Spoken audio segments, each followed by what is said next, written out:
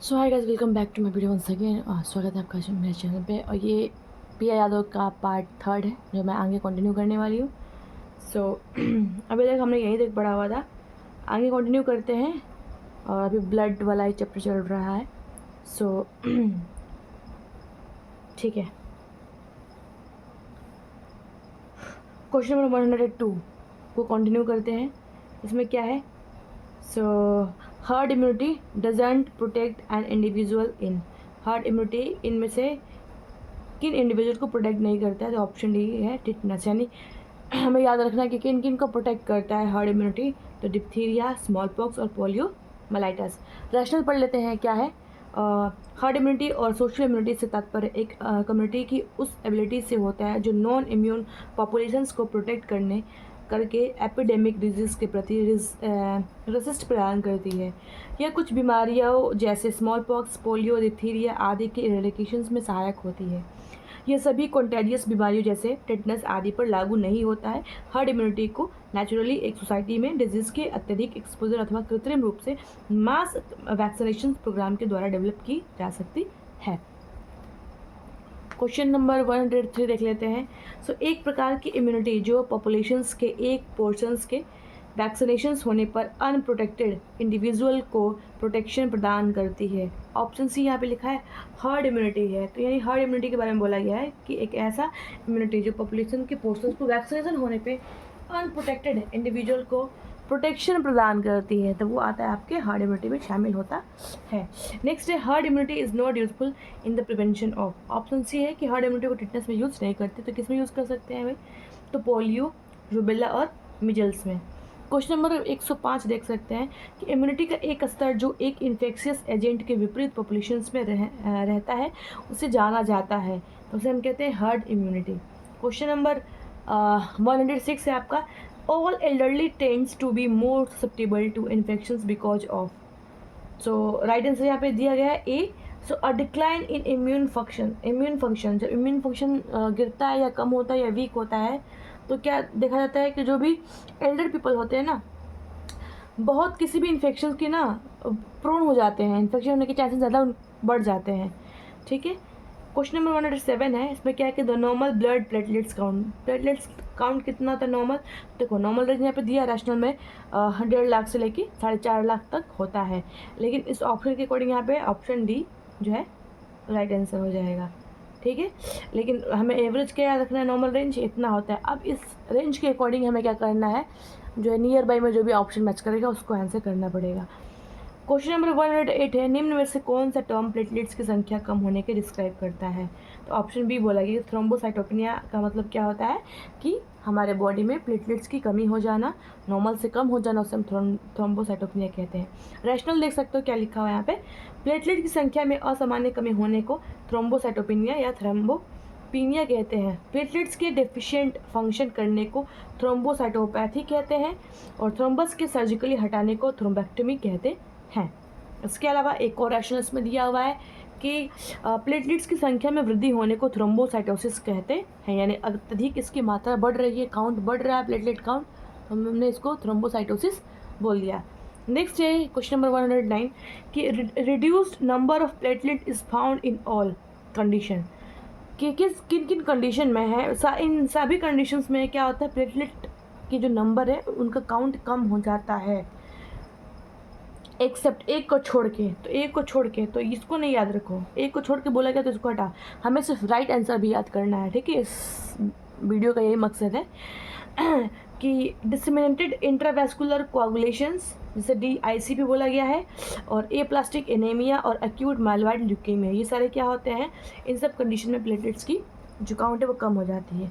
अब यहाँ पर रैशनल देख सकते हो। अक्यूट इन्फेक्शन एग्जाम्पल जैसे कि सेप्सिस हुआ है, क्रोनिक इन्फेक्शन हुआ है, या ड्रग जैसे कि अल्कोहल, हिपैरिन और कीमोथेरेपी अगर हम यूज़ कर रहे हैं, या इम्यून डिसऑर्डर है जैसे कि इडियोपैथिक थ्रोम्बोसाइटोपेनिक प्यूरपुरा है, DIC है, और leukaemia, plastic anaemia, portal hypertension example जैसे कि सिरोसिस आदि थ्रोम्बोसाइटोपेनिया होने का कारण हो सकता है। ठीक है, ये इन सब कंडीशन में क्या होते हैं, थ्रोम्बोसाइट्स की जो नॉर्मल काउंट है वो कम हो जाती है। नेक्स्ट क्वेश्चन नंबर 110 है कि निम्न में से कौन से एक के अलावा सभी पर पेशेंट के होने पर ब्लीडिंग प्रिकॉशंस जैसे निडल स्टिक इंजरी प्रिवेंशंस को फॉलो करना चाहिए। सब पे करना चाहिए, एक को छोड़ के। तो एक पे बोला है, ए पे नहीं करना है ना, आंसर ये हुआ। तो हमको क्या करना है कि राइट आंसर से याद रखना है। Suffering from the haemophilia, suffering from the liver disease, on anticoagulants, इन सब कंडीशन में हमें क्या करना है कि पेशेंट को ब्लीडिंग प्रिकॉशंस जैसे निडल स्टिक इंजरी से हमें बचाना है। किसमें? हीमोफिलिया के पेशेंट में, लीवर डिजीज है तो, और एंटीकोगुलेंट का प्रॉब्लम है तो भी करना है। क्वेश्चन नंबर 111 है प्लेटलेट काउंट 23,000 mmQ वाले पेशेंट की केयर के दौरान निम्न में से कौन से एक्शंस को नर्स को प्रायोरिटी देनी चाहिए। अब यहाँ पे देखो कि प्लेटलेट्स जो होता है उसका हमने अभी नॉर्मल वैल्यू पढ़ा था कि 1.5 लाख से लेकर 4.5 लाख तक होता है। अब यहाँ पे जो उसका काउंट है कम कर दिया गया है, 23,000 कर दिया गया है। तो इस क्वेश्चन के अकॉर्डिंग आंसर यहाँ पे बी आंसर जो है सही दिया गया है कि न अगर प्लेटलेट काउंट हमारे बॉडी में कम होता है तो हमें क्या करना चाहिए, protect the patient from the injury, patient को इंजरी से बचाना चाहिए। ठीक है। क्वेश्चन नंबर है 112। सो इन्फ्लामेटरी प्रोसेस के दौरान जब प्लेटलेट्स एक्टिवेट होती है तो निम्न में से कौन सा सब्सटेंस रिलीज होता है। तो इन्फ्लामेटरी प्रोसेस के दौरान प्लेटलेट जब एक्टिवेट होता है तो ऑप्शन बी सेरोटोनिन जो होता है वो रिलीज होता है। नेक्स्ट अब देख सकते हैं रैशनल इसका, सेरोटोनिन जिसको हम 5 हाइड्रोक्सी ट्रिप्टामाइन 5-HT एक केमिकल है जो कि platelets mucosa of GIT mast cell और CNS में पाया जाता है। क्वेश्चन नंबर 113 है the intricate balance between clot formations and the clot dissolution is, the intricate balance between the clot formation and the clot dissolution is, तो right answer यहाँ पे बोला गया हीमोस्टैसिस। क्वेश्चन नंबर 114 है one of the following is antiplatelet drug, इनमें से कौन सा एंटीप्लेटेड ड्रग है। तो आंसर यहाँ पे राइट हो जाएगा aspirin is a antiplatelet drug. Antiplatelet से अभिप्राय ऐसी एजेंट होता है जो प्लेटलेट्स को इनएक्टिव तथा डिस्ट्रॉय करता है तथा प्लेटलेट को ब्लड क्लॉट से बनने से रोकता है। उदाहरण के लिए एस्पिरिन और क्लोपिडोग्रेल। ठीक है। नेक्स्ट है एंटी प्लेटलेट के उपयोग से TIA यानी ट्रांजिएंट इस्केमिक अटैक जो कि इसका मोस्ट कॉमन कारक देखने को मिलेगा, स्ट्रोक और MI और पेरिफेरल आर्टरीज के ब्लॉकेज की संभावना कम हो जाती है। नेक्स्ट है bleeding time is prolong in all the following, bleeding time in सब में से एक को छोड़ के सबसे ज़्यादा लंबा हो जाता है, लंबा टाइम ले लेता है। तो ऐसा कौन है, तो हीमोफिलिया ए को छोड़ गए तो किस पे, तो ब्लीडिंग टाइम कब प्रोलॉन्ग हो जाता है, तो एक को छोड़ दो, हीमोफिलिया को हटा दो। तो राइट आंसर क्या हो जाएगा यहाँ पे, मतलब किन किन में प्रोलॉन्ग हो जाता है, तो वाइपर वाइट में, इडियोपैथिक थ्रोम्बोसाइटोपेनिया में, और वोन विल्ब्रैंड डिजीज़ जो होता है, इन सब कंडीशन में जो होता है ब्लीडिंग टाइम ज़्यादा हो जाता है। जबकि इसका मतलब क्या होता है, हीमोफिलिया ए में ब्लीडिंग टाइम कम हो जाता है। ठीक है, तो ये एक चीज़ हो गया। नेक्स्ट है इसका रैशनल, हीमोफिलिया में blood transfusion bleeding time normal रहता है क्योंकि प्लेटलेट्स की संख्या और कार्य सामान्य होता है। हीमोफिलिया में क्लॉटिंग टाइम और APTT का लेवल बढ़ जाता है क्योंकि क्लॉटिंग फैक्टर की कमी होती है। हमेशा ब्लीडिंग टाइम, प्लेटलेट डिसऑर्डर और क्लॉटिंग फैक्टर से संबंधित डिसऑर्डर में बढ़ते हैं। मतलब ये बोल रहा है कि हीमोफिलिया जब भी होता है तो यहाँ पे क्लॉटिंग फैक्टर की कमी हो जाती है और जो टाइमिंग है उनका ड्यूरेशन बढ़ जाता है। नेक्स्ट है 116 है question number, activated partial thromboplastin time APTT जिसका फुल फॉर्म होता है इस प्रोलॉन्ग्ड इन, किस में लंबे समय से ज़्यादा हो जाता है। ऑप्शन नंबर सी, हीमोफिलिया में APTT का जो ड्यूरेशन है वो बढ़ जाता है। क्वेश्चन नंबर 117 है प्लेटलेट्स किसके संपर्क में आने से एक्टिवेटेड हो जाती है। तो प्लेटलेट जो होता है ऑप्शन बी, कोलेजन के संपर्क में आने से एक्टिवेटेड हो जाता है। आगे बढ़ते हैं।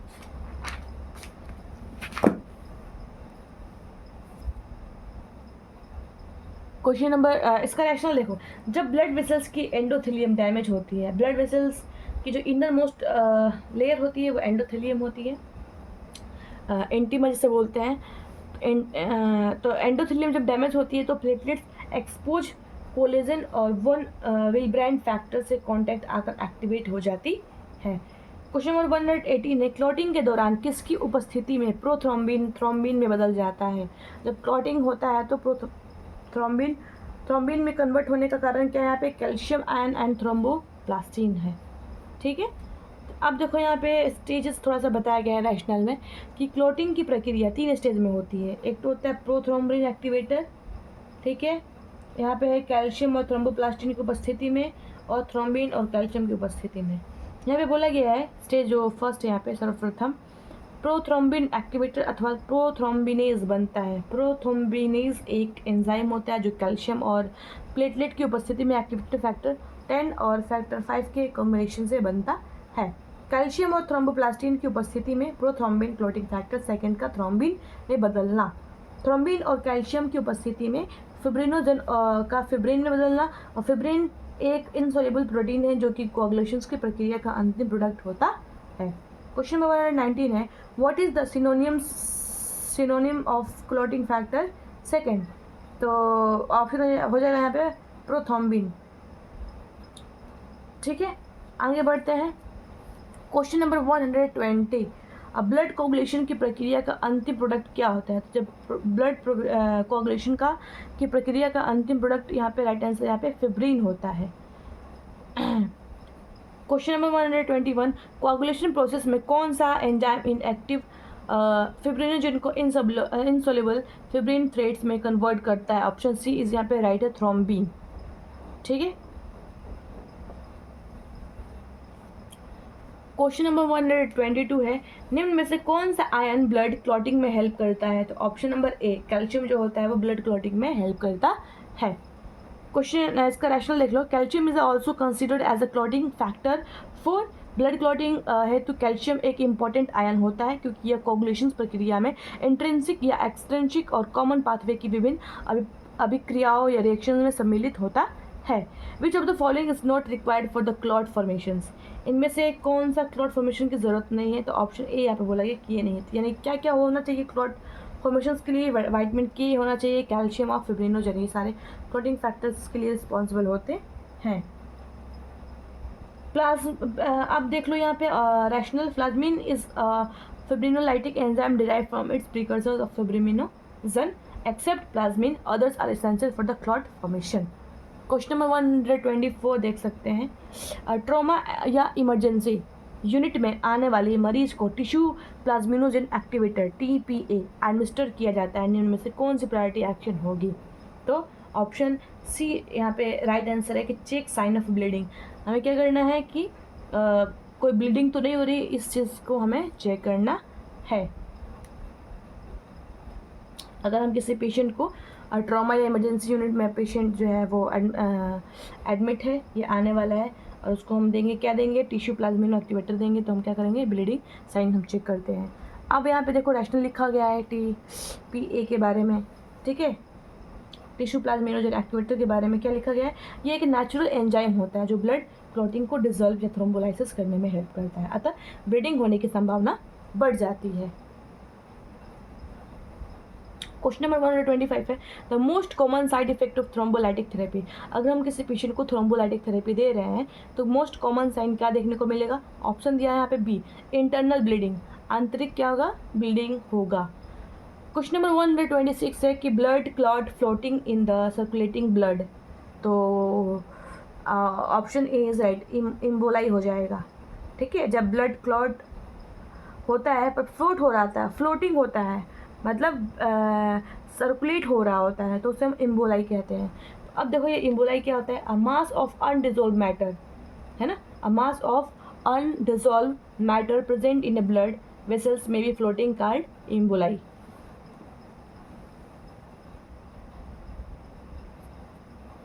अ blood clot that adhere to the wall of the blood vessels called thrombus. अगर जहाँ पे अडेयर हो जाता है, एक जगह स्थिर होता है या स्टेगनेंट होता है, उसको हम थ्रोम्बस कहते हैं। बट अगर वो सर्कुलेट कर रहा है सर्कुलेशंस के अंदर, तो उसे हम क्या बोलते हैं, एम्बोलाई बोलते हैं।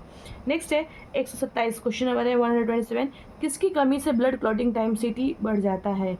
तो option C is right, vitamin K की अगर कमी है तो ब्लड क्लॉटिंग टाइम यहाँ पे बढ़ जाएगा, प्रोलॉन्ग हो जाएगा। ठीक है।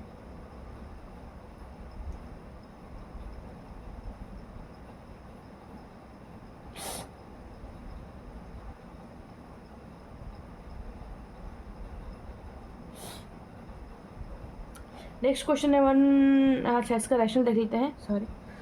विटामिन के की कमी से क्लॉटिंग टाइम बढ़ने से ब्लीडिंग प्रॉब्लम्स हो जाती है।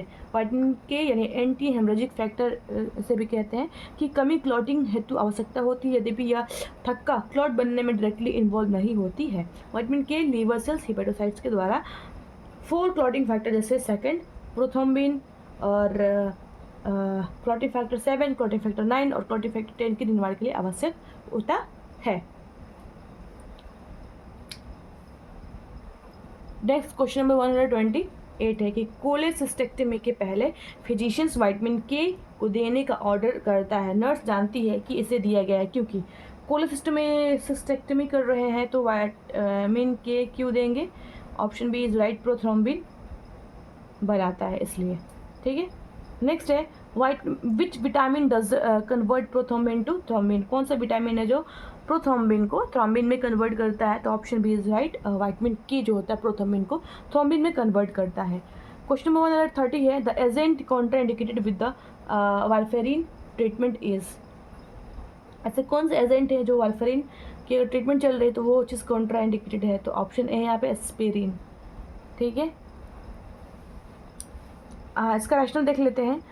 वारफेरिन सोडियम एक एंटीकोगुलेंट समूह की ड्रग होती है।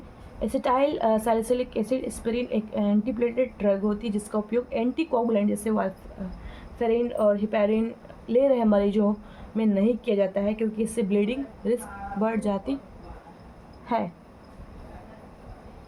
क्वेश्चन नंबर 31, एक मरीज पल्मोनरी इम्बोलिज्म के लिए वारफेरिन ले रहा है, निम्न में से क्या वारफेरिन ले रहे हैं मरीज के लिए कॉन्ट्राइंडिकेटेड है? तो अगर पल्मोनरी इम्बोलिज्म हुआ है और पेशेंट वारफेरिन ले रहा है तो वारफेरिन ले रहा है, तो ऐसे कौन सी चीज़ है जो कॉन्ट्राइंडिकेटेड है? तो यहाँ पे 4 ऑप्शन दिए गए, 4 में से राइट आंसर है यहाँ पे कि एसिटाइल सैलिसिलिक एसिड जिसको हम एस्पिरिन बोलते हैं, एस्पिरिन। ये जो चीज़ है ना वो मना होता है जब पेशेंट जो है वारफेरिन ट्रीटमेंट पर होता है। तो क्वेश्चन नंबर 132, फिब्रिन क्लॉट का इस प्रकार से टाइट होने की प्रक्रिया जिससे रप्चर्ड ब्लड वेसल्स छोटी से और छोटी हो जाए जिससे हेमरेज कम हो जाए वो कहलाती है। फिर से पढ़ो, फिब्रिन क्लॉट का इस प्रकार की टाइट होने की प्रक्रिया जिसमें रप्चर्ड ब्लड वेसल्स छोटी से और छोटी हो जाए जिससे हेमरेज कम हो जाए वो कहलाती है, क्या कहलाती है? Option D is right, syneresis. तो सिंड्रोसिस क्या होता है? देखो इसमें रैशनल में दिया हुआ है, पढ़ लेते हैं इसको क्या है। देखो, जेल के कॉन्ट्रैक्शन से इसके लिक्विड के इससे सेपरेट होने से फिब्रिन के श्रिंकेज होने को सिंड्रोसिस कहते हैं। इससे रप्चर ब्लड वेसल्स के और अधिक छोटी से हेमरेज स्टॉप हो जाता है। In brief, syneresis means extraction of a liquid from a gel during the contraction of clot. Question number 133, किसके निर्माण सिंथेसिस को ब्लॉक करने से वारफेरिन एक एंटीकोगुलेंट का काम करता है? किसके निर्माण सिंथेसिस को ब्लॉक करने से वारफेरिन एक एंटीकोगुलेंट का काम करता है? ऑप्शन नंबर डी, विटामिन के। रैशनल देख लेते हैं। वारफेरिन एक एंटीकोगुलेंट है, प्राय विटामिन के की एक्शन को ब्लॉक करता है, severe as antagonist serve as antagonist के रूप में काम करता है। इस प्रकार वारफेरिन विटामिन के की सहायता से बनने वाले 4 क्लॉटिंग फैक्टर सेकेंड 7, 9, 10 के निर्माण को ब्लॉक कर देता है। कौन ब्लॉक कर देता है? विटामिन के। क्वेश्चन नंबर 134, 134 क्वेश्चन में देखते हैं नॉर्मल ब्लीडिंग टाइम इज क्या है। नॉर्मल ब्लीडिंग टाइम है 1 से 3 मिनट, 1 से 3 मिनट लगते हैं ब्लड को नॉर्मल ब्लीडिंग टाइम है ये, ठीक है। बीटी टाइम देख लो, बीटी टाइम जो है तो आपका 1 से 3 मिनट होता है। अच्छा, अब देख लेते हैं इसका रैशनल। एक स्मॉल वुंड अथवा पिन प्रिक इंजरी के बाद से ऊजिंग, ऊजिंग मतलब सीजना होता है, रिसाव, ब्लड का रिसाव स्टॉप होने तक के टाइम को हम ब्लीडिंग टाइम कहते हैं। ब्लीडिंग टाइम का टाइम ड्यूक मेथड यानी ईयर लो पंक्चर से 1 से 3 मिनट और आईवी मेथड 4 आर्म और फिंगर पंक्चर से 1 से 9 मिनट होता है। क्वेश्चन नंबर 135 की तरफ बढ़ते हैं। पिटैची इज फ्रिक्वेंटली ऑब्जर्व इन, किस में देखा जाता है? Option number D, bleeding disorder में पिटैची देखा जाता है। ये क्या होता है भाई? तो स्किन के ऊपर छोटे पर्पलिश हेमरेजिक स्पॉट पिटैची या पिटैकी कहलाती है, जो प्लेटलेट डेफिशिएंसीज, थ्रोम्बोसाइटोपिनियास, कई फिब्रिल इलनेस तथा ब्लीडिंग डिसऑर्डर वाले पेशेंट में प्रकट होती है। तो किस में देखा जाता है? थ्रोम्बोसाइटोपिनिया वाले पेशेंट में देखने को मिलता है पिटैकी, पिटैची या पिटैकी, पिटैकी। क्वेश्चन नंबर 136 देख लेते हैं। ड्रग की वह कैटेगरी जो ब्लड को क्लॉटिंग से रोकती है, ऐसी कौन सी ड्रग है जो ब्लड क्लॉटिंग होने से रोकता है? तो आयोडाइटनेस हो जाएगा यहाँ पे, एंटी कोगुलेंट हो जाएगा, ठीक है। नेक्स्ट है वारफरिन थेरेपी से ले रहे पेशेंट के लिए निम्न में से कौन किसे रिकमेंडेड करना चाहिए? वारफरिन अगर थेरेपी ले रहा है तो हम क्या पेशेंट को रिकमेंड करेंगे? तो ऑप्शन बी यहाँ पे राइट दिया है कि consistent use of bread and serial, जो है हम क्या करेंगे? पेशेंट को रिकमेंड करेंगे कि भाई ब्रेड लो, मतलब रोटी लो, और सील मतलब अनाज लो, ठीक है, जो वारफरिन थेरेपी पे ले हैं। अब देखो यहाँ पे रैशनल दिया हुआ है कि warfarin is a blood clotting blood thinning medication that helps treat prevent blood clot. Vitamin K can decrease the warfarin effectiveness, so diet should be less into vitamin K. ऐसा हमें डाइट लेना जिसमें vitamin K की deficiency थोड़ा हो, ठीक है। क्योंकि वारफरिन थेरेपी जो होता है ब्लड को थिन करने के लिए होता है, और विटामिन के होता है जो ब्लड को क्लॉट करता है, दोनों एक दूसरे के अपोजिट में काम करते हैं। अब नेक्स्ट क्वेश्चन है ब्लड ग्रुप। आगे ब्लड ग्रुप वाला सेक्शन आ गया। तो क्वेश्चन नंबर 138 देखो यहाँ पे क्या क्या लिखा हुआ है। So ABO blood grouping was first discover describe by, किसने ब्लड ग्रुप को डिस्कवर किया था पहला? ABO को। So ABO is discovered by the B Karl Landsteiner, Karl Landsteiner ने किया था। तो इसका रैशनल देख लेते हैं। Karl Landsteiner Austrian born US biologist, Nobel prize winner in medicine 1930, 1930 में विनर रहे हैं। सो सर्वप्रथम RBC के सेल मेम्ब्रेन पर पाए जाने वाले दो एंटीजन, जो एंटीजन प्रेजेंट होते हैं RBC के सेल मेम्ब्रेन पे, RBC के सेल मेम्ब्रेन पे एंटीजन प्रेजेंट होते हैं A एंड B, के आधार पर ब्लड को 4 समूह में यानी O, A, B और AB में बांटा था। क्वेश्चन नंबर 139, इसमें क्या है? Who invented blood grouping as ABO? तो ऑप्शन ए इज लैंडस्टीनर ने ब्लड ग्रुप ABO को इन्वेंट किया था। आगे बढ़ते question number 140, RH blood group हेतु जिम्मेदार एक कॉम्प्लेक्स एंटीजन पाया जाता है। तो आंसर यहाँ पे क्या हो जाएगा? किसके सरफेस पे होता है ये? जो आपका RH ब्लड ग्रुप होता है तो RBC के सरफेस पे प्रेजेंट होता है, RBC के। Option number B is right. अब इसका रैशनल थोड़ा वापस से पढ़ लेते हैं। 1940 में कार्ल लैंडस्टीनर और एस वीनियर ने RBC के सेल मेम्ब्रेन पर एक और complex large protein molecules antigen का पता लगाया था, जिसे हम RH फैक्टर अथवा RH एंटीजन भी कहते हैं। RH फैक्टर बोलो या RH एंटीजन बोलो।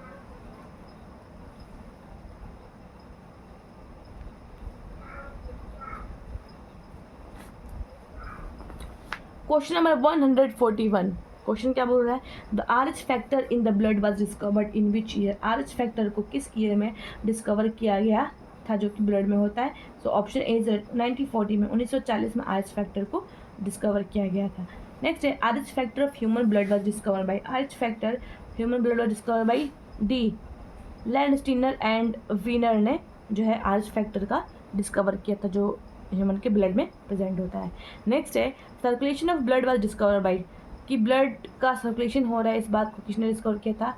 हार्वे ने। देखो अब क्या लिखा है कि हार्वे विलियम्स जिनका डेट ऑफ बर्थ ये है और मृत्यु डेट ये है, ठीक है। तो was a British physician who describe the circulation of blood, इन्होंने बताया था ब्लड के सर्कुलेशन के बारे में। क्वेश्चन नंबर 144 है कि निम्न में से किस ब्लड ग्रुप वाला व्यक्ति यूनिवर्सल रेसिपिएंट होता है। तो यहाँ पे ए बोला गया है कि जो ये एक ऐसे ब्लड ग्रुप वाले व्यक्ति होते हैं जिनसे हम लोग क्या कर सकते हैं कि किसी भी प्रकार का ब्लड ग्रुप हो किसी भी पेशेंट के अंदर, इनको हम रिसीव कर सकते हैं, ए बी को हम रिसीव कर सकते हैं। ए बी पॉजिटिव को यूनिवर्सल, ए बी पॉजिटिव ध्यान है, ए बी पॉजिटिव को यूनिवर्सल रेसिपिएंट कहते हैं। हीमोलाइटिक रिएक्शंस में रेसिपिएंट की एंटीबॉडीज डोनर के एंटीजन से रिएक्ट होती है, अतः A B positive blood group वाले व्यक्ति में दोनों ए और बी एंटीबॉडीज नहीं होते हैं। तो ए और बी ब्लड ग्रुप में एंटीबॉडीज नहीं होने के कारण कोई भी रिएक्शन नहीं होता है, ठीक है। क्वेश्चन नंबर 145 है कि an individual with which of the following blood group in universal donor, universal donor कौन है। तो ऑप्शन डी, ओ नेगेटिव जो होता है वो यूनिवर्सल डोनर होता है, मतलब एक ऐसा ब्लड ग्रुप जो हम किसी को भी डोनेट कर सकते हैं। तो ओ नेगेटिव ब्लड ग्रुप वाले व्यक्तियों को यूनिवर्सल डोनर कहते हैं। आरबीसी पर कोई भी एंटीजन नहीं होता है, इसका सरफेस पर कोई एंटीजन नहीं होता है, ठीक है। और हमने आगे पढ़ा था कि ए बी पॉजिटिव वाले जो सरफेस होते हैं उसमें कुछ भी प्रेजेंट नहीं होता है, एंटीबॉडीज़ नहीं होते हैं, और यहाँ पे एंटीजन नहीं होते हैं। चलो क्वेश्चन नंबर 146, इमरजेंसी में एक पेशेंट को जब उसका ब्लड ग्रुप अज्ञात हो, मतलब इमरजेंसी है, ब्लड ग्रुप अननोन है, पता नहीं ब्लड ग्रुप क्या है, तो हम कौन सा ब्लड एडमिनिस्टर करेंगे। Option number D, O negative करेंगे। क्वेश्चन नंबर 147 है, यदि फादर और मदर का ब्लड ग्रुप क्रमशः RH पॉजिटिव है और RH नेगेटिव है, मतलब फादर का RH पॉजिटिव है और मम्मी का RH नेगेटिव है, तो उसके बच्चे किस ब्लड ग्रुप के हो सकते हैं। तो ऑप्शन नंबर डी, यहाँ पे कोई नहीं है दिया हुआ है। यदि माता और पिता क्रमशः RH पॉजिटिव और RH नेगेटिव है तो उनके बच्चों में दोनों में RH पॉजिटिव और RH नेगेटिव ग्रुप होने की संभावनाएं होती हैं। आगे बढ़ते हैं। क्वेश्चन नंबर 148, एक बी ब्लड ग्रुप वाला व्यक्ति इमरजेंसी के समय किसी ब्लड को ब्लड डोनेट कर सकता है। तो ऑप्शन नंबर डी, अच्छा, एक बी ब्लड ग्रुप वाला व्यक्ति इमरजेंसी के समय किसी ब्लड डोनेट कर सकता है। एक तो ये ब्लड डोनेट कर सकता है, यहाँ पे ऑप्शन डी देखो राइट लिखा है। एक तो ए बी को भी कर सकता है क्योंकि ए बी में बी है, और एक खुद जिनके सेम ब्लड ग्रुप वाले हैं बी को भी कर सकता है, ठीक है। तो देखो यहाँ पे लिखा है बी ब्लड ग्रुप वाला व्यक्ति इमरजेंसी में बी और ए बी ब्लड ग्रुप वाले व्यक्ति को ब्लड डोनेट कर सकता है। क्वेश्चन नंबर 149, यदि माँ और पिता का ब्लड ग्रुप क्रम से बी और ए बी है, ठीक है, मतलब माँ का जो ब्लड ग्रुप है बी है और माँ का बी है और पिता का यहाँ पे ए बी है, तो उनकी ऑफस्प्रिंग यानी संतान कौन सा ब्लड ग्रुप नहीं होगा। तो जिन माँ का अगर बी है और पिता का ए बी है तो कौन सा नहीं होगा, बोल रहा है कि ओ नहीं होगा, यानी बी और ए बी ब्लड ग्रुप वाले माता पिता में से जो बच्चा हो सकता है ए बी हो सकता है, ए बी भी हो सकता है और बी भी हो सकता है, क्या नहीं हो सकता है, ओ नहीं होगा, ठीक है। तो ये हो सकता है, ये ध्यान रखो कंसेप्ट। रैशनल पढ़ लेते हैं कि चूंकि फादर का ब्लड ग्रुप ए बी दोनों ए और बी एंटीजन उपस्थित है, अतः यह संभव नहीं है कि उनकी संतान में ओ ब्लड ग्रुप या blood group without A and B antigen हो सके। आगे बढ़ते हैं, एनीमिया आ गया, क्या आ गया, एनीमिया। क्वेश्चन नंबर 150 की तरफ बढ़ गया है, पार्ट 3 है ये पी यादव का, पार्ट 2 में बना चुकी हूँ। सो हिमेटोलॉजिक एब्नॉर्मलिटी इंक्लूड्स, हिमेटोलॉजिक एब्नॉर्मलिटी में क्या क्या आता है, तो यहाँ पे ऑप्शन दिए गए हैं, यहाँ पे एनीमिया आ जाएगा, ठीक है। नेक्स्ट है deficiency of which cause of anaemia, deficiency of which cause of anaemia, anaemia किसकी कमी से होता है। Option D, all of the above. अगर आयरन की कमी है, फॉलिक एसिड की कमी है और विटामिन B12 की कमी है, तो इन सब की वजह से क्या हो सकता है, एनीमिया हो सकता है। नेक्स्ट है यहाँ पे रैशनल देख लो कि आरबीसी के निर्माण के लिए उपरोक्त सभी आयरन, मतलब Fe2 देख लो, आयरन देख लो, उसको आयरन बोल लो, विटामिन B12 और फॉलिक एसिड की आवश्यकता होती है। नेक्स्ट है question number 152, the WHO cut off points for the diagnosis of anaemia in pregnant adult women. Pregnant adult women में WHO के अकॉर्डिंग हम कितने परसेंट जो है वो कट ऑफ रखा गया है कि उसको हम डायग्नोस करेंगे कि एनीमिया है। सो ऑप्शन यहाँ पे क्या दिया हुआ है, option number B 12, sorry option number यहाँ पे राइट आंसर तो 11 ग्राम दिया है। अच्छा मुझे ध्यान है ये क्वेश्चन ना बिहार स्टाफ वाले नर्स वाले में ये क्वेश्चन था, यही क्वेश्चन था। ऑप्शंस मुझे याद आ रहे हैं 10 ग्राम, 11 ग्राम, 12 ग्राम और 13 ग्राम। तो सब लोग आंसर 12 ग्राम बता रहे थे, ठीक है। तो अब देख लेना ऑप्शन यहाँ पे तो 11 ग्राम दिया है, तो ऐसा नहीं कि एकदम यही राइट आंसर, क्योंकि कुछ बुक में जो है रॉन्ग आंसर भी दिया। तो कमेंट सेक्शन में अगर वीडियोस देखें तो ज़रूर बताएं कि क्वेश्चन नंबर 152 का राइट आंसर 11 ग्राम होगा कि 12 ग्राम होगा, ठीक है। क्योंकि कमेंट में मैंने देखा कि 12 ग्राम, बहुत लोगों ने 12 ग्राम किया। तो ये क्वेश्चन ना BTSC में आया था, अभी जो बिहार स्टाफ नर्स का एग्जाम हुआ था ये क्वेश्चन आया था। इसका मतलब देख लो पीआर आया था, से उठाया गया था क्वेश्चन। आगे की तरफ बढ़ते हैं।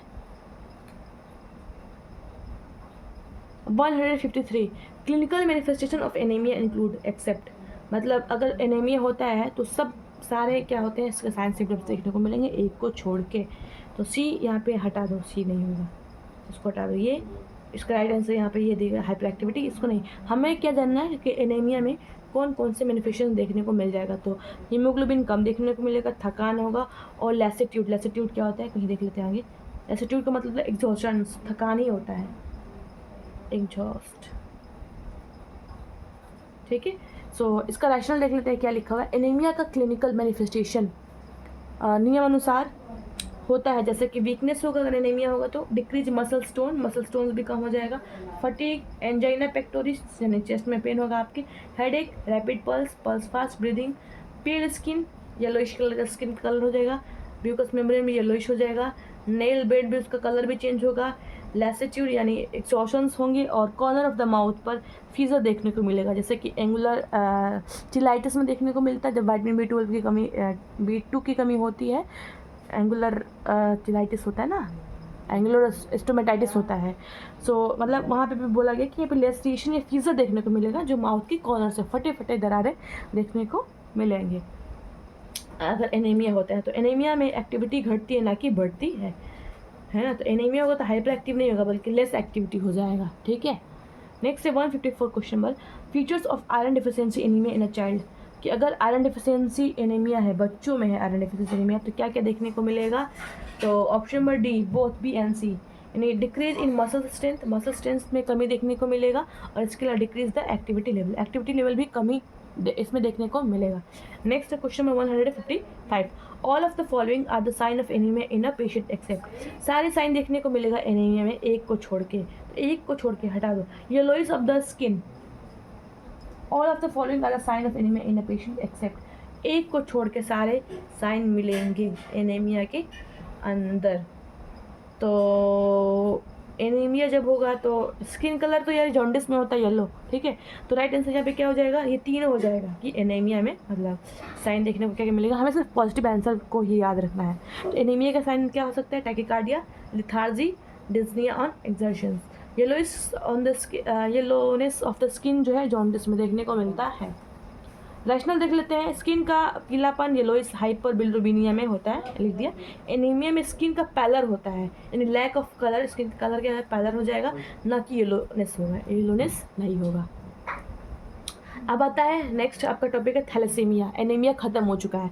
थैलेसीमिया क्या होता है, थैलेसीमिया इज अ कंजेनाइटल, क्या होता है, ऑप्शन बी ब्लड डिसऑर्डर होता है। Thalassaemia is a congenital blood disorder, thalassaemia क्या होता है, कंजेनाइटल ब्लड डिसऑर्डर होता है। रैशनल देख लेते हैं क्या लिखा हुआ है, थैलेसीमिया यानी कूलिज एनीमिया या मेडिटेरियन एनीमिया भी कहते हैं इसको, या फिर एक हेरिडेटरी हिमोलाइटिक एनीमिया है जिसमें डिफेक्टिव जीन्स के कारण हीमोग्लोबिन में डिफेक्टिव अल्फा तथा बीटा यानी मेजर कोज पॉलीपेप्टाइड चेन का निर्माण होने के आरबीसी का फास्ट डिस्ट्रक्शन होता है। आगे बढ़ते हैं। क्वेश्चन नंबर 157, थैलेसीमिया से ग्रसित बच्चों का आशाजनक प्रोमिसिंग इलाज क्या होगा? अगर कोई पेशेंट बच्चा है, अगर चाइल्ड है, थैलेसीमिया होगा तो हुआ है तो उसका ट्रीटमेंट क्या हो सकता है? ऑप्शन ए बोला गया है बोन मैरो ट्रांसप्लांटेशन। क्या करना है? बोन मैरो ट्रांसप्लांटेशन कर देंगे। अब यहाँ पे बोला गया है, या राशनल में देख सकते हो कि जो बोन मैरो ट्रांसप्लांट करेंगे किससे करेंगे? मैच्ड सिबलिंग से। मैच्ड सिबलिंग से बोन मैरो ट्रांसप्लांटेशन करना ही इस बीमारी का इलाज होता है। यानी थैलेसीमिया है तो क्या करना पड़ता है? बोन मैरो ट्रांसप्लांटेशन करना होता है, जो कि एक ब्लड डिसऑर्डर होता है, कंजेनिटल ब्लड डिसऑर्डर होता है। नेक्स्ट है, what is the drug of the choice of thalassaemia? Thalassaemia का ड्रग ऑफ चॉइस क्या है यहाँ पे? तो राइट आंसर हो जाएगा यहाँ पे डी, टेफ्लोक्सामाइन। थैलेसीमिया में BMT, bone marrow transplantation, BMT मतलब बोन मैरो ट्रांसप्लांटेशन के अलावा हीमोग्लोबिन लेवल को रिस्टोर करने के लिए ब्लड ट्रांसफ्यूजन तथा बॉडी से एक्सेस ट्रांसफ्यूज आयरन को रिमूव करने के लिए चिलेशन थेरेपी डिफ्रोक्सामाइन भी दी जाती है। चिलेशन। नेक्स्ट है question number 159, thalassaemia major is a, so option A autosomal recessive disorder होता है। थैलेसीमिया मेजर ने बोथ डिफेक्टिव जीन, एक वंशानुगत बीमारी है, इनहेरिटेड डिसऑर्डर है जिसमें डिफेक्टिव जीन्स ऑटोसोमल क्रोमोसोम प्रथम 22 जोड़े पर होता है। इससे बीमारी दोनों जीन में डिफेक्ट होता है, होने पर ही प्रकट होती है, इसलिए यह ऑटोसोमल रिसेसिव डिसऑर्डर कहलाता है। यानी जीन नंबर यहाँ पर बोला गया है जीन नंबर 22, प्रथम 22 जो जोड़ा होता है 22वां क्रोमोसोम संख्या, उस पे ही थैलेसीमिया जो बीमारी प्रकट होती है। क्वेश्चन नंबर 160 है कूलिज इनीमा, यानी कूलिज इनीमा किसको बोला गया है भाई? थैलेसीमिया को ही बोला गया है। कूलिज इनीमा भी इसको कहते हैं। Cooley's anaemia is caused by which reason? Cooley's anaemia जो होता है deficiency of beta chain of haemoglobin, beta haemoglobin के बीटा चेन जो होता है उसकी डिफिशियंसी होने के कारण होता है। हमने स्टार्टिंग में ही पढ़ा था, मतलब सेकेंड लेक्चर में देखोगे आप, सेकेंड वीडियो में पिया यादव का जो सेकेंड हैशटैग सेकेंडरी मैं डालूंगी इसको, अभी मैंने पोस्ट नहीं किया है क्योंकि टाइम लगेगा, थोड़ा नेट का प्रॉब्लम है। सो उसमें देखा होगा कि एडल्ट में अल्फ़ा चेन होते हैं और बीटा चेन भी होते हैं। जो बीटा चेन होता है हीमोग्लोबिन का, उसमें अगर कमी आती है तो कूलिज इनीमा होने का रीज़न हो सकता है, मतलब होता ही है। ठीक है। क्वेश्चन नंबर 161 है which of the following is a hereditary haemolytic anaemia? इनमें से कौन सा है जो हेरिडिटरी हीमोलाइटिक एनीमिया है? तो ऑप्शन नंबर डी, थैलेसीमिया जो होता है हेरिडिटरी हीमोलाइटिक एनीमिया के अंतर्गत आता है। क्वेश्चन नंबर 162 में देख लेते हैं, mongoloid facies are seen in children suffering from, mongoloid facies लिखा है, are seen in children suffering from the, option B is right. Beta thalassaemia अगर होता है तो मोनोकोलोइड फेसिस देखने को मिलता है। अब रेशनल देख लेते हैं क्या होता है कहाँ गया गोलोइड फेसिस। सो थैलेसीमिया मेजर में क्रैनियोफेशियल फीचर्स के चेंज होने से patient squirrel like face, squirrel मतलब होता है गिलहरी, स्क्विरल लाइक फेस या फिर मोंगोलॉइड फेशियल फीचर्स जैसे दिखाई देता है। ठीक है, तो ध्यान रहे कि जो यहाँ पे मोंगोलॉइड फेसेस जो होता है वो बीटा थैलेसीमिया जो पेशेंट सफ़र करता है तो उनके अंदर ये साइन सिम्टम्स देखने को मिलता है। नेक्स्ट है आपका हेडिंग, नया हेडिंग आ गया मेगालोब्लास्टिक या pernicious anaemia. Megaloblastic and pernicious anaemia, आपको इस MCQ को पढ़ने से पहले आपने जो ब्लड का आपका थ्योरी है, जैसे कि मेरे पास ये है, तो इसको आपको क्या करना है, इसको आपको पूरा थ्योरी पढ़ लेना है। देखो ये पूरा थ्योरी है, अभी मैं बाद में फिर किसी दिन दिखा दूँगी पूरा अंदर का कंटेंट। बाकी आपके पास जो भी नोट्स अवेलेबल है वो पहले पढ़ो, फिर आपको ये पढ़ना है, MCQ पढ़ना है, यानी मेरी 1 घंटे की वीडियो आपको देखना है डेली। 1 घंटे की नहीं है, मतलब आज मैं ये तीसरा वीडियो बना रही हूँ, मतलब हम लोग 162 क्वेश्चन नंबर जो है क्रॉस कर चुके हैं। ठीक है, नेक्स्ट है question number megaloblastic pernicious anaemia. So vitamin B12 and folic acid deficiency causes, vitamin B12 और फॉलिक एसिड की कमी से क्या होता है? Option number C, megaloblastic anaemia होता है विटामिन B12 और फॉलिक एसिड की कमी से मेगालोब्लास्टिक एनीमिया होता है। Megaloblastic anaemia is cause due to the deficiency of option number यहाँ पे दिया है आपका, दोनों हो जाएगा। और आपका ऑप्शन है जो आपका विटामिन B12 भी हो जाएगा, साइनोकोबालामिन जिसको बोलते हैं, और फॉलिक एसिड भी हो जाएगा। तो ऑप्शन जो यहाँ पे इसको यहाँ पे C एंड D देना चाहिए, लेकिन नहीं दिया है। तो अभी ध्यान रखो कि मेगालोब्लास्टिक एनीमिया जो है वो आयरन, फॉलिक एसिड और साइनोकोबालामिन की कमी से भी होता है। ऑप्शन C एंड D इसमें दिया नहीं, तो आप ध्यान रखें, ठीक है। क्वेश्चन नंबर 165 देख लेते हैं क्या है। पर्नीशियस एनीमिया, पर्नीशियस एनीमिया किसकी डेफिशिएंसी के कारण होता है? Option number C, vitamin B12 की कमी से क्या होता है? पर्नीशियस एनीमिया होता है। पर्नीशियस एनीमिया में स्टमक की गैस्ट्रिक ग्लैंड में पाई जाने वाली पेराइटल सेल्स जो होती है, पेटल सेल्स जो होती है, वो इंट्रिंसिक फैक्टर का स्राव नहीं कर पाती है। इंट्रिंसिक फैक्टर में vitamin B12 also called intrinsic factor के एब्जॉर्प्शन के लिए आवश्यक होता है। यानी विटामिन B12 जो होता है वो इंट्रिंसिक फैक्टर के लिए इम्पोर्टेंट होता है। सॉरी, इंट्रिंसिक फैक्टर और विटामिन B12 जिसे हमको एक्सट्रिंसिक फैक्टर भी बोला गया है। तो इंट्रिंसिक और एक्सट्रिंसिक फैक्टर दोनों ही रिस्पॉन्सिबल होता है एब्जॉर्प्शंस के लिए, ठीक है। अतः इंट्रिंसिक फैक्टर की कमी के कारण विटामिन B12 साइनोकोबालामिन की कमी हो जाती है, ठीक है।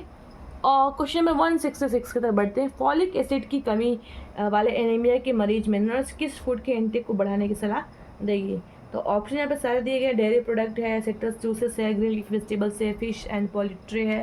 सो राइट आंसर यहाँ पे दिया है option B, green leafy vegetables खाने को बोलेंगे और फॉलिक एसिड की कमी की वजह से अगर एनीमिया हुआ है तो। अब इसका रैशनल देख लेते हैं, क्या है रैशनल इसका। सो फॉलिक एसिड एक water soluble B complex group का विटामिन होता है जो आरबीसी में डीएनए सिंथेसिस के लिए आवश्यक होता है।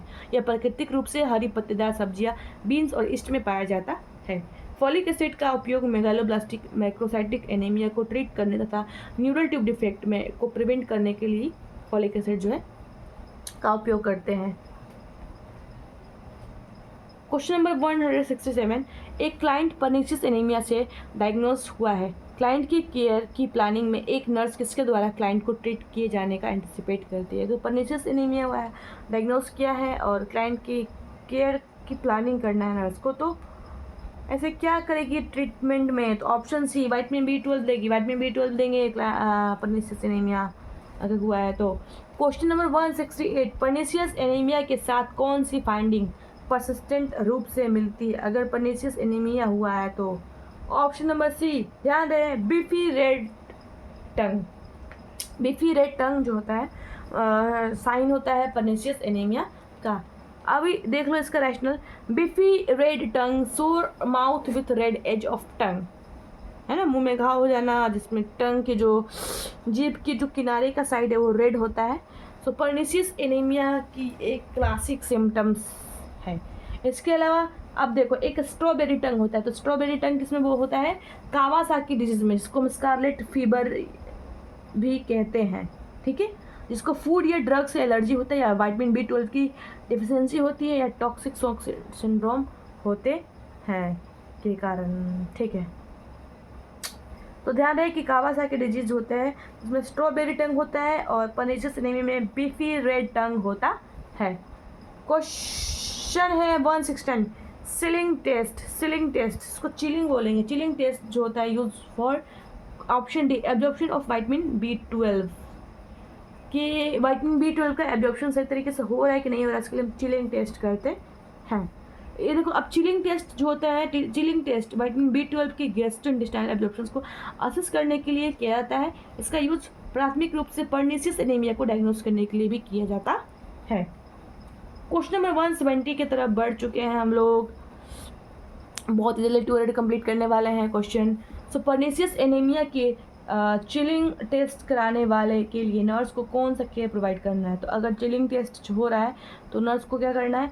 Collect 24 hours urine specimen. क्या करना है? नर्स को यूरिन का स्पेसिमेन को कलेक्ट करना है, ठीक है। तो अब भी देखो रैशनल, देखो क्या बोलता है रैशनल में, क्या बोलता है ये। सो नॉर्मल साइनोकोबालामिन एब्जॉर्प्शंस युक्त एक व्यक्ति को इंजेक्शन देने के बाद अगर साइनोकोबालामिन यानी विटामिन B12 का इंजेक्शन दे दिया गया है, देने के बाद लिए गए 24 घंटे यूरिन कलेक्शन में से 8 से 40% radio level vitamin B12 excrete हो जाता है। अच्छा, अगर हमने यहाँ पे ठीक है शिलिंग टेस्ट में हम क्या करते हैं कि पर्निशियस एनीमिया में यहाँ पे क्या देखने को मिलेगा कि अगर साइनोकोबालामिन का इंजेक्शन दे भी दिया है तो 24 घंटे के अंदर यूरिन से वो आपको विटामिन B12 की जो है कमी ही पड़ जाएगी, मतलब निकला हुआ साबित होगा। आगे बढ़ते हैं, आगे टॉपिक आ गया आपका aplastic anaemia. Aplastic anaemia क्या होता है? A condition directly related to bone marrow suppression, एक ऐसा कंडीशन जिसमें क्या होता है बोन मैरो सप्रेस हो जाता है, उससे संबंधित है। तो आपका राइट आंसर हो जाएगा यहाँ पे ए plastic anaemia. Aplastic anaemia में क्या देखने को मिलेगा? बोन मैरो सप्रेशन देखने को मिलेगा। रैशनल पढ़ लेते हैं। Aplastic anaemia bone marrow disorder था सप्रेशन के कारण होता है। क्वेश्चन नंबर 122 देख लेते हैं। Definite diagnosis of aplastic anaemia in to children. Definite diagnosis क्या होगा अगर किसी बच्चे को ए प्लास्टिक एनीमिया हुआ है तो राइट आंसर हो जाएगा यहाँ पे बोन मैरो एस्पिरेशन। क्या करते हैं कि अगर किसी बच्चे को ए प्लास्टिक एनीमिया है तो हम क्या करेंगे, उसको बोन मैरो एस्पिरेशन करते हैं। यदि बोन मैरो एस्पिरेशन में रेड बोन मैरो का फैटी बोन मैरो में कन्वर्जन होता हुआ दिखाई दे रहा है तो ए प्लास्टिक का डेफिनेटिव डायग्नोसिस हो सकता है। हीमोग्लोबिन और हेमाटोक्रिट प्रत्येक एनीमिया में ही कम होते हैं। ठीक है, ए प्लास्टिक एनीमिया में आरबीसी की साइज नॉर्मल नॉर्मोसाइटिक होती है।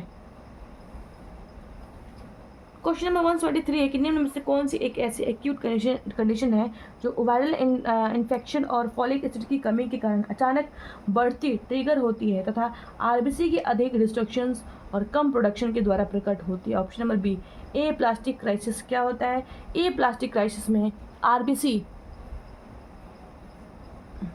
ए प्लास्टिक क्राइसिस में आरबीसी का प्रोडक्शन कम और डिस्ट्रक्शन अधिक होता है। ठीक है, यानी आरबीसी बन कम रहा है और बर्बाद ज़्यादा हो रहा है तथा यह क्राइसिस वायरल इन्फेक्शन से अचानक से बढ़ जाता है। अगर वायरल इन्फेक्शन है तो ये जो क्राइसिस है अत्यधिक बढ़ जाता है, उसे हम कहते हैं ए प्लास्टिक क्राइसिस कहते हैं, ए प्लास्टिक क्राइसिस। ठीक है, क्वेश्चन नंबर 124 करण ए प्लास्टिक एनीमिया से डायग्नोस हुआ है। करण नाम का एक लड़का है, पेशेंट है जिसको क्या हुआ, ए प्लास्टिक एनीमिया हुआ है, हमने डायग्नोस किया है। सो नर्स के द्वारा किस फिजियोलॉजिकल फंक्शंस के चेंज को मॉनिटर करते रहेंगे? तो अगर ए प्लास्टिक एनीमिया हुआ तो कौन सा फिजियोलॉजिकल चेंज को मॉनिटर करते रहना है? तो ब्लीडिंग टेंडेंसी को हमें क्या करना, चेक करते रहना। नर्स क्या चेक करेगी? Bleeding tendency. अब रैशनल पढ़ लेते हैं। इसका क्या है कि aplastic anaemia bone marrow disorder के कारण होता है, अतः इसमें पैनसाइटोपेनिया यानी सभी ब्लड वेसल्स की संख्या कम हो जाती है, यानी जो आपके आरबीसी डब्ल्यूबीसी ब्लड ये सब हर चीज़ की जो नॉर्मल वैल्यू है वो कम हो जाता है, क्योंकि प्लेटलेट्स की संख्या कम होने के कारण ब्लीडिंग टेंडेंसी बढ़ जाती है। अगर प्लेटलेट्स कम हो जाएगा तो ब्लीडिंग टेंडेंसी बढ़ जाएगी। डब्ल्यूबीसी की संख्या कम होने के कारण इन्फेक्शन होता है और उसके कारण ओरल अल्सर भी होता है। ठीक है, और अगर आरबीसी की संख्या कम हो जाती है तो एनीमिया देखने को मिलता है, जिसकी वजह से थकान महसूस होता है पेशेंट को। आगे बढ़ते हैं, क्वेश्चन नंबर 125 एरिथ्रोसाइट्स, ल्यूकोसाइट्स और प्लेटलेट्स की संख्या कम होना किस कंडीशन का इंडिकेशन है? तो अगर एरिथ्रोसाइट्स भी कम हो गया है, ल्यूकोसाइट्स भी कम हो गया है, प्लेटलेट्स भी कम हो गया है, तो कौन सा ऐसा कंडीशन को इंडिकेट करता है ये तीनों चीज़? तो आपका राइट आंसर हो जाएगा ए प्लास्टिक एनीमिया में सब कुछ हो जाता है, मतलब पैनसाइटोपेनिया इसको कहते हैं, कि पैनसाइटोपेनिया इसको कहते हैं। नेक्स्ट क्वेश्चन नंबर 176 है। So the symptoms of congenital A plastic anaemia include. अगर कंजेनाइटल ए प्लास्टिक एनीमिया हुआ है तो उसका सिम्टम्स क्या हो सकता है? तो राइट आंसर यहाँ पे है ए बी सी, यानी प्यूरपुरा भी देखने को मिलेगा, पेटैची भी देखने को मिलेगा और न्यूट्रोपेनिया भी देखने को मिलेगा। क्या देखने को नहीं मिलेगा? थैलेसीमिया जो हटा दो, ध्यान रहे ए प्लास्टिक एनीमिया अगर कंजेनाइटली हुआ है तो उसका सिम्टम्स में प्यूरपुरा, न्यूट्रोपेनिया और पेटैची देखने को मिलेगा। क्वेश्चन नंबर 127 क्या है कि एक्वायर्ड ए प्लास्टिक एनीमिया प्राय निम्न में से किसी एक के अलावा सभी से प्रकट हो सकती है। एक्वायर्ड ए प्लास्टिक एनीमिया, एक्वायर्ड ए प्लास्टिक एनीमिया निम्न में से किसी के एक के अलावा सभी में प्रकट हो सकती है। एक के अलावा सी को हटा दो तो क्या क्या हो सकता है भाई? एक्वायर्ड ए प्लास्टिक एनीमिया है तो पिलपुरा भी हो सकता है, ओरल अल्सर भी होता है, फटीग भी होता है, ध्यान रहे। सिकल सेल एनीमिया नया टॉपिक आ गया भाई। Sickle cell anaemia, sickle cell anaemia is autosomal hereditary disease होता है, ऑटोजोमल हेरिडिटरी डिजीज होता है। सिकल सेल एनीमिया एक वंशानुगत इनहेरिटेड डिसऑर्डर है जो ऑटोजोमल रिसेसिव का प्रकार होता है। इसमें आरबीसी के अंदर पाए जाने वाले abnormal globin protein chain substitutions of glutamic acid to valine at positions of 6 of beta chain के कारण आरबीसी ऑक्सीजन की कमी में सिकल के आकार की हो जाती है। सिकल सेल एनीमिया में क्या होता है? एक तो ऑटोजोमल रिसेसिव का प्रकार होता है जिसमें क्या होता है? आरबीसी के अंदर एबनॉर्मल ग्लोबिन प्रोटीन चेन पाई जाती है, एबनॉर्मल ग्लोबिन प्रोटीन चेन पाई जाती है। अब इसमें आरबीसी की जब ऑक्सीजन की कमी होती है सिकल सेल एनीमिया में तो सिकल मतलब हंसियाकार होता है। सिकल का मतलब होता है हंसियाकार, हंसियाकार मतलब जैसे हंसिया होता है ना, ऐसे कर्व होता है शेप में, घास काटने के लिए होता है वो, तो उस शेप का जो है आरबीसी का शेप हो जाता है। आगे बढ़ते हैं क्वेश्चन इसका देखो, एक और लिखा है कि एलोसोम क्रोमोसोम को सेक्स क्रोमोसोम कहते हैं। एलोसोम क्रोमोसोम को सेक्स क्रोमोसोम कहते हैं।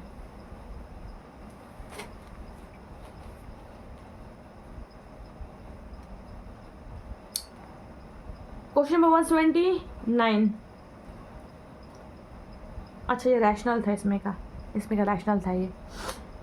क्वेश्चन नंबर 129, निम्न में से कौन से डिसऑर्डर में से एक डीएनए के पॉइंट म्यूटेशन से एबनॉर्मल हीमोग्लोबिन बनने के कारण क्रोनिक हीमोलाइटिक एनीमिया अन्य मैनिफेस्टेशन के साथ प्रकट होता है? निम्न में से कौन से डिसऑर्डर में से एक डीएनए के पॉइंट म्यूटेशन से एबनॉर्मल हीमोग्लोबिन बनने का कारण क्रोनिक हीमोलाइटिक एनीमिया? ऑप्शन क्या है? डी। मुझे लगता है मेरा दिमाग थोड़ा कम काम करने लगा है, थकान हो गई है। ऑप्शन देखो, सिकल सेल एनीमिया है, पेराइटन से दिया है सिकल सेल एनीमिया।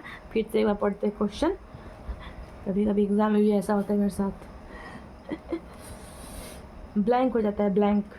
निम्न में से कौन सा डिसऑर्डर में एक डीएनए के पॉइंट म्यूटेशन से एबनॉर्मल हीमोग्लोबिन बनने के कारण chronic haemolytic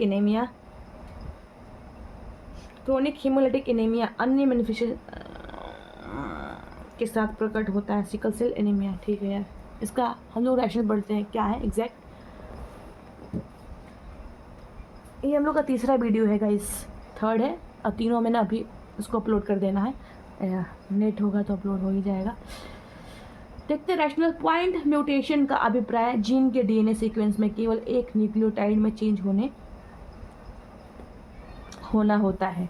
sickle cell anaemia में एक पॉइंट म्यूटेशन इनहेरिटेंस डिसऑर्डर है क्योंकि यह हीमोग्लोबिन में पाया जाने वाला ग्लोबिन प्रोटीन की बीटा चेन में सिर्फ एक 6 पोजीशंस पर ग्लूटामिक एसिड के स्थान पर वलीन प्रतिस्थापित होने के कारण होता है। इसको एक बार रिपीट कर लेना क्योंकि आगे बढ़ते हैं, लगता है मुझे बंद करना चाहिए क्योंकि इसके बाद थोड़ा मैं रेस्ट लेना चाहती हूँ।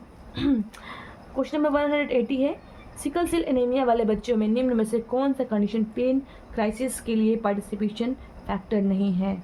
ऑप्शन डी नहीं है, तो क्या पेन कर सकता है? स्ट्रेस, इन्फेक्शन और ट्रॉमा। रस्म पढ़ते हैं क्या बोलता है, देखो आगे। सिकल सेल क्राइसिस यानी vaso occlusive crisis bone, chest, lung और एब्डोमेन में पाई जाने वाली ब्लड वेसल्स के पेनफुल ओक्लूजन दर्द युक्त रक्त वाहिकाओं को बंद होने के कारण होता है। ऑक्सीजन डिमांड को बढ़ने वाली कंडीशन जैसे dehydration, infection, stress, hypoxaemia, trauma इस क्राइसिस को बढ़ाते हैं क्योंकि ऑक्सीजन की कमी में आरबीसी हंसी कार्य सिकल शेप की होकर ब्लड वेसल्स को ओक्लूड कर देता है। ठीक है, क्वेश्चन नंबर 181। क्वेश्चन नंबर 180 1, एक सिकल सेल क्राइसिस वाला पेशेंट इमरजेंसी वार्ड में पेन की कंप्लेंट के साथ साथ एडमिट होता है। यानी सिकल सेल क्राइसिस हुआ है पेशेंट को, इमरजेंसी वार्ड में उसको पेन बोलता है कि पेन भी है, कंप्लेन करता है, तो नर्स को क्या करना चाहिए? तो राइट आंसर यहाँ पे दिया है D, provide nasal oxygen therapy. अगर उसको पेन हो रहा है और सिकल सेल क्राइसिस हो गया है तो उस कंडीशन में पेशेंट को, नर्स को क्या करना चाहिए? नेजल ऑक्सीजन थेरेपी देना चाहिए, क्योंकि सिकल सेल क्राइसिस में क्या होता है, ऑक्सीजन की कमी हो रही है यहाँ पे। क्वेश्चन नंबर 182 है, एक 8 year old sickle cell crisis में हॉस्पिटल एडमिट होता है। 8 साल का बच्चा सिकल सेल क्राइसिस हुआ है, हॉस्पिटल में एडमिट हुआ है। इस समय दी जाने वाली अप्रोप्रिएट नर्सिंग केयर में सम्मिलित होगी। क्या नर्सिंग केयर देंगे अगर सिकल सेल हो गया है एक बच्चे को, 8 साल के बच्चे को? तो ऑप्शन ए है एडमिनिस्ट्रेशन ऑफ ऑक्सीजन। देखो, जहाँ जहाँ सिकल सेल एनीमिया हुआ है वहाँ पे बोला गया है उसको ऑक्सीजन थेरेपी प्रोवाइड करो, ठीक है। तो जहाँ जहाँ नेजल ऑक्सीजन थेरेपी या एडमिनिस्ट्रेशन ऑफ ऑक्सीजन ऐसा कुछ है तो शायद राइट आंसर वही चला जाएगा। 183, नर्स एक सिकल सेल एनीमिया युक्त बच्चे की केयर कर रही है। सिकलिंग प्रोसेस के कारण होने वाली प्रॉब्लम जैसे कि क्लॉटिंग और स्टेसिस ऑफ ब्लड तथा कैपिलरीज में थ्रोम्बस फॉर्मेशन इत्यादि को रोकने के लिए नर्स को क्या करना चाहिए? Option A, administer oxygen. क्यों भाई, क्यों? नर्स एक सिकल सेल एनीमिया युक्त बच्चे की केयर कर रही है, ठीक है। सिकलिंग प्रोसेस के कारण होने वाली प्रॉब्लम क्या हो रही है? क्लॉटिंग हो रहा है, स्टेसिस ऑफ ब्लड हो रहा है, ब्लड जम रहा है, तो कैपिलरीज में थ्रोम्बस फॉर्मेशन अगर हो रहा है तो इस कंडीशन में यहाँ पे बोला गया है, राइट आंसर गाइस हो जाएगा यहाँ पे ऑक्सीजन देना है। आगे बढ़ते हैं। सिकल सेल एनीमिया में सिम्टम्स निम्न में से किस कारण प्रकट होता है? Sickle cell anaemia increase blood destructions. अभी बोला गया था कि ब्लड का प्रोडक्शन कम हो जाता है, आरबीसी का प्रोडक्शन कम होता है, डिस्ट्रक्शन ज़्यादा हो जाता है। सिकल सेल एनीमिया का सिम्टम्स क्या होगा? Increase blood destruction, blood cell destruction. Sickle cell anaemia में एबनॉर्मल आरबीसी के कारण आरबीसी का लाइफ स्पेन कम, 10 से 20 दिन हो जाता है। नॉर्मल कितना होता है आरबीसी का लाइफ स्पेन? 120 दिन होता है एडल्ट में और 80 दिन होता है फिटल, ठीक है। यहाँ पे बोला गया सिकल सेल एनीमिया में एबनॉर्मल आरबीसी के कारण आरबीसी का लाइफ स्पेन 10 से 20 दिन हो जाता है, अतः ब्लड सेल्स का फास्ट डिस्ट्रक्शन हो रहा है, यानी ब्लड सेल्स जल्दी ही मर रहा है, ख़त्म हो रहा है। 185, question number 185, most common manifestations of sickle cell anaemia. Most common manifestation क्या है सिकल सेल एनीमिया का? मोस्ट कॉमन क्या है sign symptoms? D, repeated episode of skeleton pain. भाई साहब, ठीक है। सिकल सेल एनीमिया में क्या होना देखने को मिलता है? स्केलेटन पेन में लगातार एपिसोडिक पेन देखने को मिलता है स्केलेटन में, यार ध्यान रहे। ऐसा है क्या? मुझे भी अभी पता चला है, कोई बात नहीं। अभी हम लोग को बहुत ख़त्म करना है गैस, बहुत है। ये पिया तो बहुत मोटा है, देखो इसकी इतना ख़त्म करना है। हाँ, कॉपरेट करना मुझे। ठीक है, चिल्ला के गले में दर्द हो गया, सर में दर्द हो गया। ठीक है, क्वेश्चन नंबर 185, राइट आंसर क्या होगा इसका? स्केलेटन में पेन होता है, एपिसोडिक पेन होगा, रिपीटेड पेन। रैशनल पढ़ लेते हैं। सिकल सेल एनीमिया में इस्केमिक ऑर्गन तथा टिश्यू के डैमेज की रिस्क बढ़ जाती है।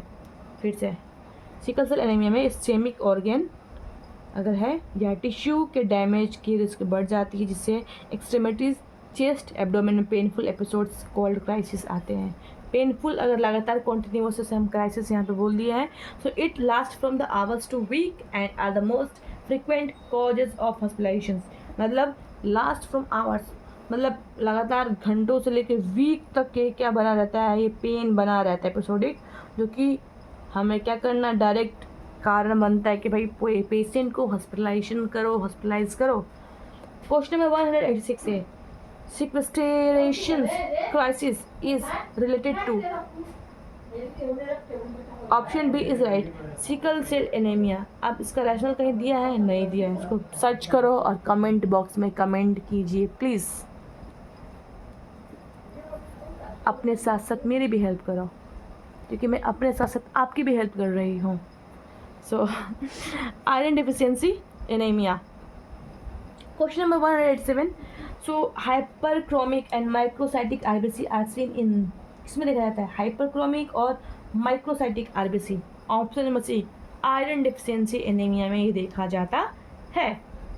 हाइपो मतलब कम होता है, माइक्रो मतलब छोटा होता है। रैशनल पढ़ते हैं। आयरन डिफिशियंसी एनीमिया में आरबीसी के size diameter and less than 7.2 micrometre हो जाता है, सो माइक्रोसाइटिक कहेंगे। और हीमोग्लोबिन की मात्रा 30 पिक्टोग्राम से लेस देन 30 पिक्टोग्राम से कम हो जाती है, उसे हम कहते हैं हाइपोक्रोमिक। दोनों सामान्य से कम होता है।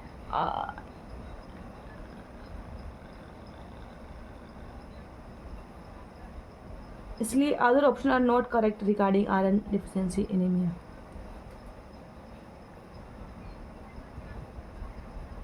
ठीक है, ऑप्शन सी सही था।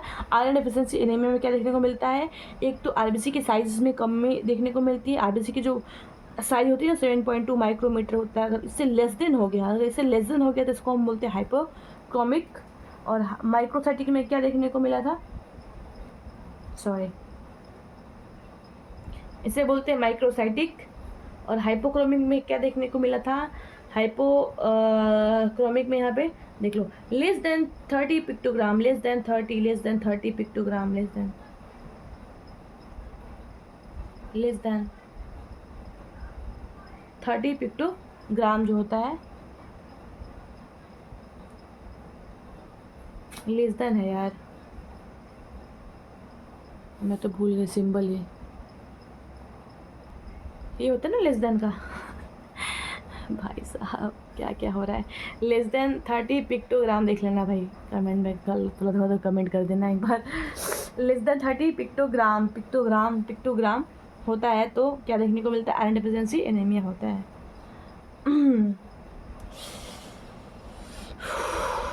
क्वेश्चन नंबर 188, मिस्टर एक्स में क्या लिखा है, बेरिएट्रिक सर्जरी के बाद डंपिंग सिंड्रोम से संबंधित आयरन डेफिशिएंसी डेवलप हो जाता है। डंपिंग सिंड्रोम से संबंधित आयरन डेफिशिएंसी सिंड्रोम डेवलप हो जाता है, तो मिस्टर एक्स में आयरन डेफिशिएंसी एनीमिया के कारण पहचाने। ऑप्शन डी यहाँ पे राइट बोला गया है कि अगर आयरन डेफिशिएंसी एनीमिया होता है तो poor absorptions of iron and calcium due to the surgery की वजह से एब्जॉर्प्शंस आयरन का बहुत कम हो रहा है या पुअर हो रहा है, और कैल्शियम का भी एब्जॉर्प्शंस नहीं हो पा रहा है। डंपिंग सिंड्रोम क्या होता है, डंपिंग सिंड्रोम जो होता है जीआई डिसऑर्डर में जब पढ़ोगे आप तो उसमें देखने को मिलेगा, जब गैस्ट्रेक्टमी करते तो उसका कॉम्प्लिकेशन देखने को मिलता है डंपिंग सिंड्रोम, जिसमें खाना बहुत ही जल्दी बॉडी से एक्सक्रीट आउट हो जाता है। इसलिए एक क्वेश्चन पूछता है कि डंपिंग सिंड्रोम के बाद कौन सा पोजीशन देते हैं, तो राइट आंसर होगा कि डंपिंग सिंड्रोम के बाद पेशेंट को हम लिटा देते हैं ताकि, और इसको डाइट भी होता है, डाइट में इसको हम थोड़ा सा फैटी देते हैं डाइट, ताकि थोड़ा लेट डाइजेस्ट हो, क्योंकि डाइजेशन बहुत ज़्यादा बढ़ जाता है इसमें। क्वेश्चन नंबर अच्छा देखो यहाँ पे दिया हुआ है भाई, डंपिंग सिंड्रोम में स्टमक कंटेंट का स्मॉल इंटेस्टाइन में शीघ्र चले जाना, रैपिड एम्पटिंग। देखो बहुत जल्दी बहुत फास्ट स्टमक जो है ख़त्म हो जाता है, मतलब स्टमक का कंटेंट ख़त्म हो जाता है या कम हो जाता है। कैल्शियम के कारण कैल्शियम और आयरन का पूर्ण एब्जॉर्प्शन होने से आयरन डेफिशिएंसी एनीमिया हो जाता है, यानी कि अगर कम हो जाएगा, खाना बहुत ही फास्ट रहता है तो क्या देखने को मिलेगा, आयरन डेफिशिएंसी देखने को मिलेगा। क्वेश्चन नंबर 189, निम्न में से कौन सा फूड आयरन सप्लीमेंट की एब्जॉर्प्शन को बढ़ाता है। तो भाई अगर आयरन की कमी हो रही है तो हम कौन सा फूड देंगे जिसकी सप्लीमेंटेशन से आयरन की क्वांटिटी बढ़ जाएगी। तो राइट आंसर यहाँ पे दिया है orange juice, baked potato, green beans and fortified milk. अच्छा आयरन सप्लीमेंट देंगे भाई, देखो अब यहाँ पे बी दिया है ऑरेंज जूस, यहाँ पे बोला जाता है कि अगर हम कभी भी पेशेंट को आयरन देते हैं, क्या देते हैं, आयरन दे रहे हैं या अनार का जूस पी रहे हैं तो साथ में आयरन के साथ साथ विटामिन सी भी लेना पड़ता है। क्या लेना पड़ता है, विटामिन सी भी लेना पड़ता है। तो अब देखो रैशनल देख लो भाई कि विटामिन सी आयरन को फेरिक फॉर्म में यानी Fe3 से ferrous form Fe2 it is better to observe, ठीक है। अब जो हम आयरन लेते हैं ना वो Fe3 की फॉर्म में होगा, देखो Fe+3, ठीक है। ये होता है आपका कौन सा, फेरिक फॉर्म होता है, और इसको मैं F2 यानी फेरस फॉर्म में कन्वर्ट करते हैं, क्योंकि ये फेरस जो फॉर्म होता है बहुत ईजिली क्या करता है, ये एब्जॉर्ब हो जाता है। इसलिए आयरन को multivitamin, fruit juice, citrus fruit के साथ हम लोग क्या करते हैं, जैसे कि ऑरेंज हो गया, संतरे दे दो, नींबू दे दो इत्यादि के साथ विटामिन सी से भरपूर होते हैं, उनके साथ देना चाहिए। मतलब आयरन के साथ साथ विटामिन सी देना है, चाहे विटामिन सी के रूप में आप ऑरेंज दो, लेमन दो, मल्टीविटामिन दो, फ्रूट जूस दो, सिट्रस फ्रूट दो, कोई भी दे दो, ठीक है, विटामिन सी होना चाहिए। आयरन के साथ दूध कभी नहीं देना चाहिए। अगर आप आयरन ले दूध नहीं देना है, क्योंकि दूध में क्या होता है, कैल्शियम, और आयरन के साथ चिल्लेट यानी मेटालिक आयन के साथ वो ग्रास्प कर लेता है, कंबाइन हो जाता है और रिंग शेप का फॉर्मेशन करता है, ठीक है। तो भाई मॉलिक्यूल होकर आयरन के एब्जॉर्प्शन को, ठीक है, देखो भाई साफ साफ ये लिखा गया है कि आयरन का एब्जॉर्प्शन कम हो जाता है अगर हम दूध देंगे, तो दूध में कैल्शियम प्रेजेंट होता है। हमें क्या देना है, आयरन के साथ साथ विटामिन सी देना है। विटामिन सी में orange, lemon, citrus fruit obviously देना होता है, ठीक है। क्वेश्चन नंबर 190, ठीक है, अपने गोल की तरफ पहुंच चुके हैं। 190, 1 घंटे पूरे हो गए हैं, ठीक है। Iron is better absorbed in, iron कहाँ इज बेटर एब्जॉर्ब होता है, ये क्वेश्चन हमेशा पूछता है, नहीं, ठीक है। ये फेरस के फॉर्म में Fe2 के फॉर्म में ही इजली एब्जॉर्ब हो पाता है, Fe2 के फॉर्म में ही इजली एब्जॉर्ब हो पाता है। आगे क्वेश्चन पढ़ते हैं कि which among the following is correct method to regarding the iron supplementation, कौन सा सही तरीका होता है अगर हम आयरन सप्लीमेंटेशन देते हैं तो। ऑप्शन बी भाई कि take it along with lemon juice के साथ हमें क्या करना है, आयरन को लेना होता है। क्वेश्चन 192, एक नर्स एक 16 ईयर्स ओल्ड प्रेग्नेंट क्लाइंट की तरफ केयर कर रही है, ठीक है। क्लाइंट आयरन सप्लीमेंट ले रहा है, ठीक है। 16 साल की एक नर्स एक 16 ईयर्स ओल्ड प्रेग्नेंट क्लाइंट, देखो 16 साल की लड़की है, प्रेग्नेंट है, उसकी केयर कर रही है नर्स, और क्लाइंट आयरन सप्लीमेंट ले रही है, ठीक है। आयरन एब्जॉर्प्शंस को बढ़ाने के लिए इस क्लाइंट को क्या ड्रिंक करना चाहिए, obviously a glass of orange juice. Option दिया है कि जो भी ऐसा हमें डाइट लेना जो विटामिन सी से युक्त होना चाहिए। Question number 193, in India which type of anemia is uncommon during the pregnancy, India में किस टाइप की एनीमिया जो है प्रेगनेंसी के वक्त अनकॉमन है। ऑप्शन सी लिखा है विटामिन B12 डिफिशिएंसी, यानी इसका मतलब क्या है कि आयरन डिफिशिएंसी होती है प्रेगनेंसी में इंडिया में, फॉलिक एसिड की कमी होती है, आयरन फॉलिक एसिड की कमी होती है, क्या नहीं होती, तो ये नहीं होती, विटामिन B12 नहीं होती प्रेगनेंसी के टाइम, तो नहीं होती है। कब होती है प्रेगनेंसी के टाइम, आयरन और फॉलिक एसिड की डिफिशिएंसी होती है।